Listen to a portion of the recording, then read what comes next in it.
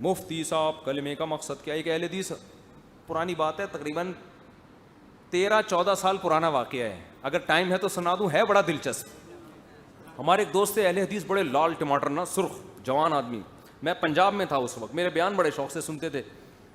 آپ کو پتہ ہے جو میرے بیان شوق سے سنتا ہے اس میں کچھ جراثیم پیدا ہو جاتے ہیں.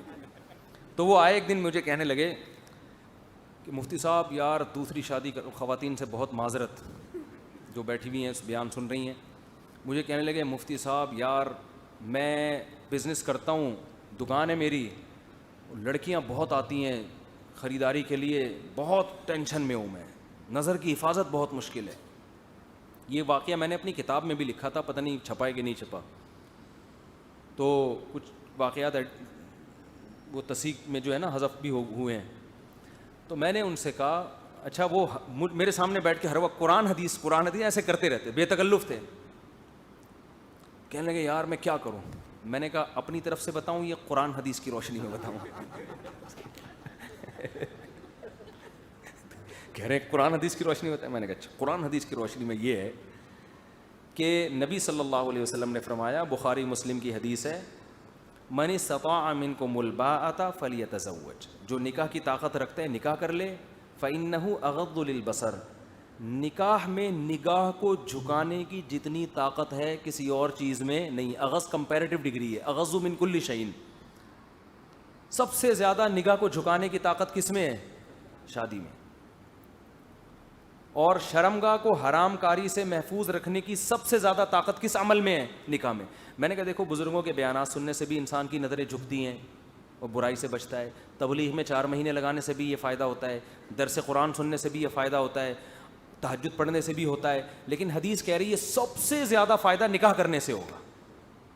نہیں آ رہی بات بھائی، کمپیئر کیا جا رہا ہے نا بھائی. آپ بد نظری کے خلاف بیانات سنیں، اس سے بھی فائدہ ہوتا ہے. کسی شیخ و مرشد جو واقعی متبع سنت اس سے بیعت ہو جائیں، اس سے بھی فائدہ ہوتا ہے. کیا خیال ہے؟ تہجد پڑھنے سے بھی ہوتا ہے، جہنم کا سوچنے سے بھی ہوتا ہے، بہت چیزوں سے ہوتا ہے. لیکن حدیث کے میں کیا ہے؟ سب سے زیادہ نگاہ کو جھکانے کی طاقت کس میں ہے؟ نکاح میں.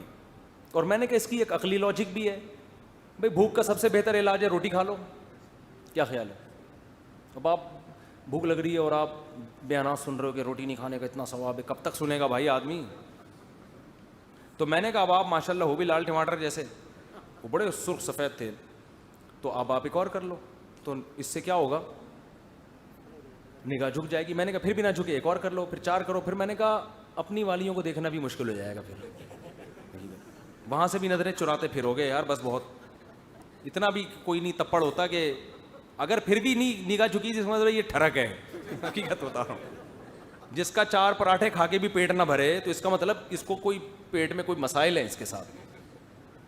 تو پھر اس ٹھڑک کا علاج پھر تبلیغ میں 4 مہینے اللہ اللہ کی بات سنو گے، اللہ سے ہوتا ہے دین، اللہ کے علاوہ سے نہیں ہوتا، اور سارے نیک پرہیز. تو ٹھڑک کا علاج تبلیغ میں بھی ہوگا، جہنم کا سوچنے سے بھی ہوگا.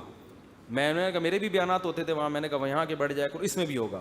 لیکن یہ جو آپ میں جسمانی قوت ہے نا، یہ جو لال لال یہ جو ایسے پھولے ہوئے تھے نا ان کے گال، وہ گوجرا والا کے تھے. وہ گوجرا والا تو صبح صبح آپ کو پتہ ہے، پتہ نہیں بھینسیں اینٹوں پہ کھڑی ہوتی ہیں وہاں پہ، سارے پائے تو وہ گوجرا والے لوگ کھا جاتے ہیں.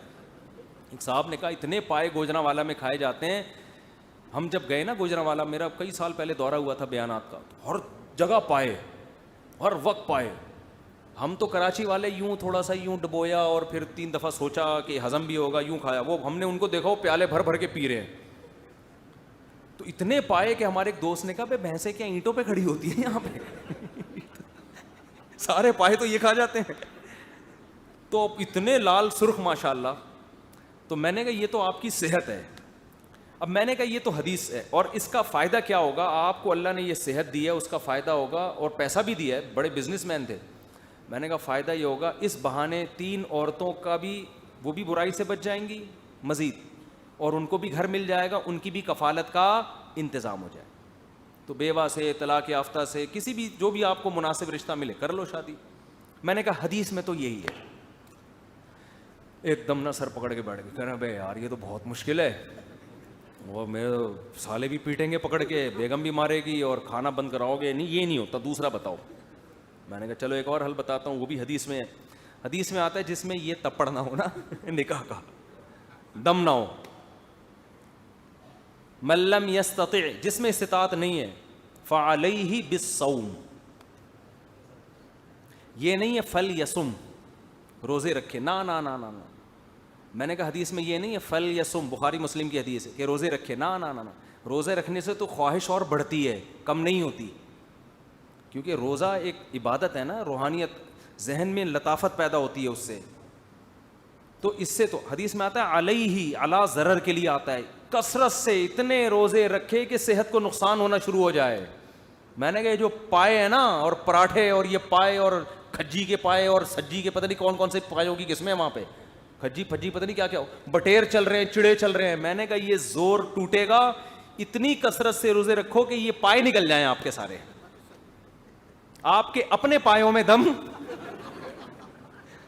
یہ تو میں آپ سے کہہ رہا ہوں، اتنی ڈیٹیل میں ان سے نہیں کہا تھا. میں نے کہا آپ کے اپنے پائے کسی کے کھانے کے قابل نہ رہیں، اتنی کثرت سے روزے رکھو لگاتار. میں نے کہا 40 روزوں کی نیت کر لو، کل سے 40 روزے. اور میں نے کہا روزے کا کوئی اور آلٹرنیٹ نہیں ہے. بعض لوگ ڈاکٹر کہتے ہیں کچھ دوائیں کھانے سے خواہش کم ہو جاتی ہے، کچھ حکیم، کچھ ہومیوپیتھک. بھائی دیکھو، برائی سے بچنے کے لیے 2 چیزیں ضروری ہیں، جسمانی طاقت کمزور ہو، روحانی طاقت مضبوط ہو. دواؤں سے جسمانی کم تو ہو جاتی ہے، روحانی نہیں بڑھتی. کثرت سے روزوں کا یہ فائدہ ہوگا کہ جسمانی طاقت کمزور ہوگی، روحانی طاقت بڑھے گی. اور عبادت بھی تو ہو رہی ہے نا ساتھ ساتھ، جو گناہ سے روک رہی ہے آپ کو. اس لیے روزے کا کوئی آلٹرنیٹ نہیں ہے. کہنے لگا اچھا 40 روزے رکھوں گا پھر کیا ہوگا؟ آگے بات ہے دلچسپ، قرآن حدیث کی روشنی میں. ان کو میں بار بار چھیڑ بھی رہا. کہتے ہیں پھر کیا ہوگا؟ میں نے کہا پھر جب 40 روزے رکھنے کے بعد آپ نتھر جاؤ گے، آپ تھوڑے کم ہو جاؤ گے. لوگ کہیں گے آپ پورے کہاں ہیں، باقی کہاں ہیں آپ. یعنی جب آپ کسی سے ملنے جاؤ گے نا تو لوگ کہیں گے آپ تھوڑے سے آئے ہیں، باقی کہاں رہ گئے آپ. یہ حالت جب آپ کی ہو جائے گی، میں نے کہا پھر آپ دوبارہ کھانا پینا شروع کرو گے.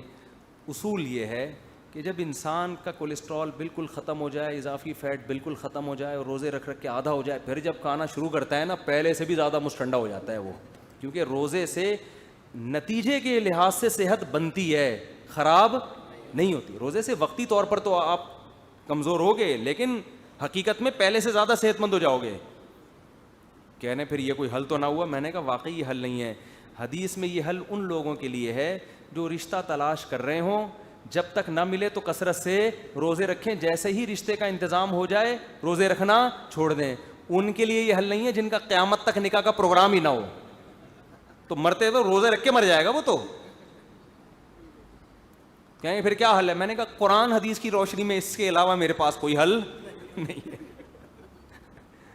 کہہ رہے یہ نہیں ہو سکتا بھائی مجھ سے. میں نے کہا پھر بس نظر کی حفاظت کرو بھائی، برائی حلال نہیں ہوگی.